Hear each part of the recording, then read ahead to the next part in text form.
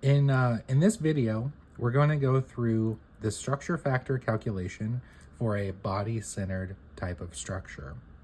So just in short, this is where we want to understand about something like diffraction intensity, right? So how much intensity will a diffracting peak in a specific structure give us?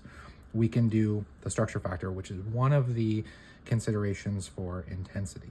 So I'm going to go step by step on how we calculate that for a body-centered structure. So this is my body-centered structure over here. And again, you can go back to the previous videos I've made on this subject, particularly the simple or primitive structure, where I go through in more detail on the steps, but we'll use those steps to solve this expression. So just really quick, those steps are: 1, I want to draw the structure, got it here. 2, I want to count the atoms. 3, if I don't know what the Bravais lattice is, I want to determine that. 4, I want to determine the motif on that Bravais lattice. 5, plug in the atomic locations to the structure factor equation. 6, simplify using some of our rules that we have. 7, if it's a complex structure, we can break it down into simple structures. And lastly, step 8 is to test it and see how we did. So those are the steps we're going to use. Again, you can go back to the earlier video to go a little bit more detail in those. All right, so let's go step by step. 1, again, drawing it, I've got it here. So just in short, I have the primitive atom locations, so on the corners. And then the body-centered means it's in the center of the volume. So if it's hard to kind of see that in this drawing, this atom right here in the center is in the center of this cube that I've drawn. It doesn't have to be a cube, but whatever shape it is, it's in the exact center position of that. All right, so that is the drawing part. And so number 2, I want to count the atoms. And so again, from the previous video, you'll remember that the corners, the whole thing gets counted as one atom. And then we have 1 that's in the volume of the cube, or the other volume that we have. So that means that we have 2 total atoms per unit cell, right? So this volume that we have. So we're again dealing with 2 atoms like we did in the base-centered video. All right, and we will skip the Bravais lattice and the motif part for this because we're dealing with one of the kind of basic structures. And so we'll go to the next part, which is to plug in the locations. So first, though, we need the structure factor equation. So I'll write this down again. So structure factor is this capital F sub HKL. So those are the set of HKL planes. And then we're going to have this summation, the sigma, from the first atom to the total number that we have, n, and that is of lowercase f sub n, so this is the atomic scattering factor, multiplied by an exponential of 2 pi I, and again, I is the imaginary number, 2 pi, you know what that is, and that's all multiplied by h, which again is our HKLs here, h times u sub n. So this is for the atomic positions.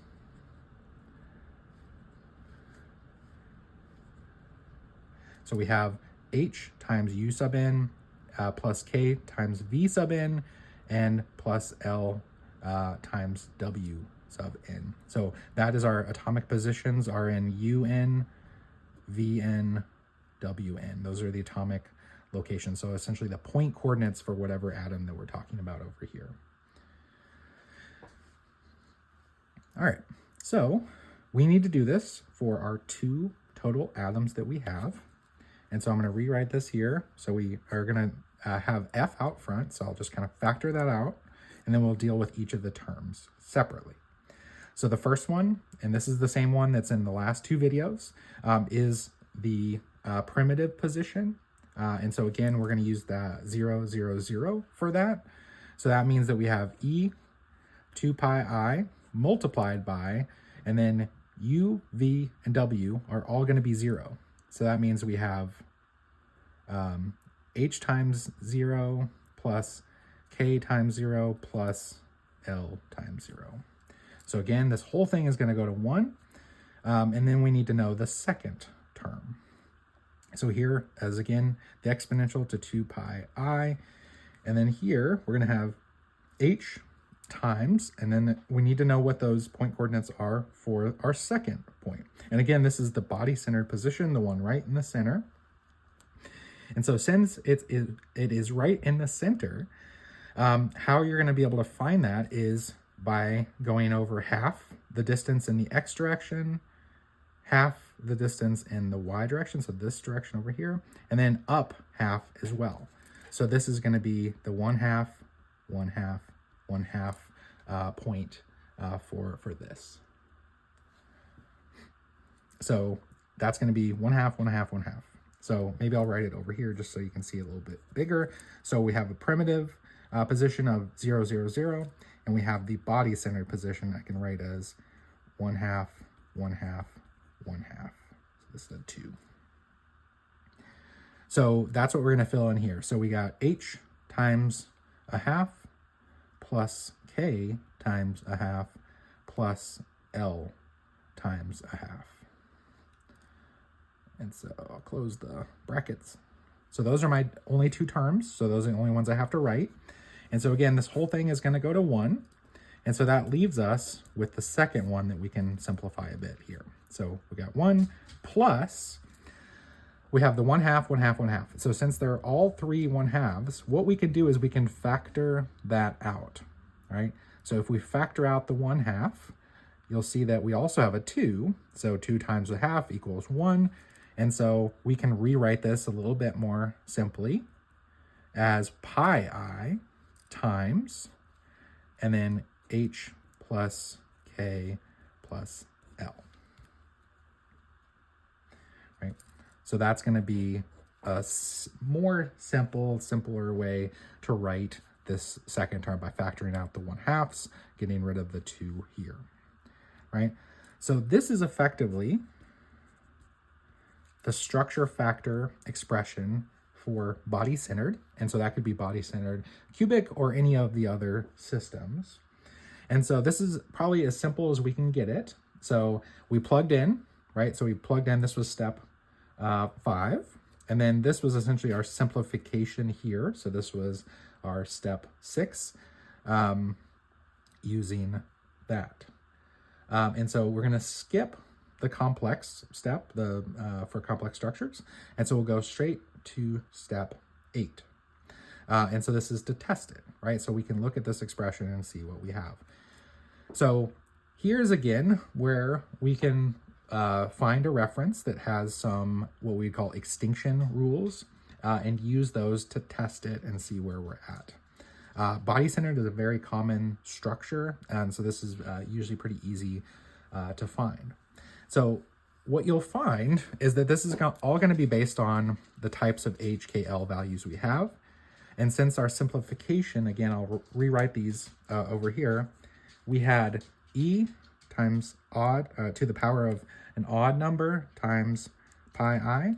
This was equal to, the odd version was -1, and the even was +1.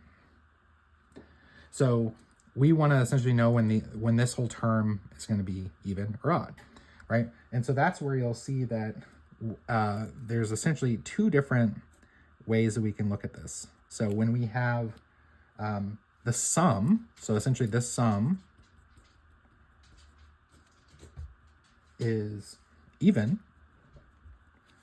So when the sum of h plus k plus l is even, what's going to happen is this whole thing goes to an even number, which is a plus. So we're going to have the structure factor equal to a +1 + 1, so that's 2, so 2f. And the other option would be if this sum is odd, right? So if this was odd, so an odd number up here, this would be a -1. So we'd have 1 minus 1. So that goes to 0. And so this would give us a value for the structure factor of 0. So what we're going to see is that we have two conditions. When the sum is even, it goes to 2f. When it's odd, it goes to 0. Right? So this is, again, what we came up with, and we can test it against what we know, right? And so let me go through a couple examples of this. So let's say that we have the plane 1, 1, 0. So for 1, 1, 0, this, so you basically add 1 plus 0, so that's 2, which is an 2 is an even number, so that puts us over here. So for this, we would expect that our structure factor for the 1, 1, 0 is going to be 2 times the atomic scattering factor.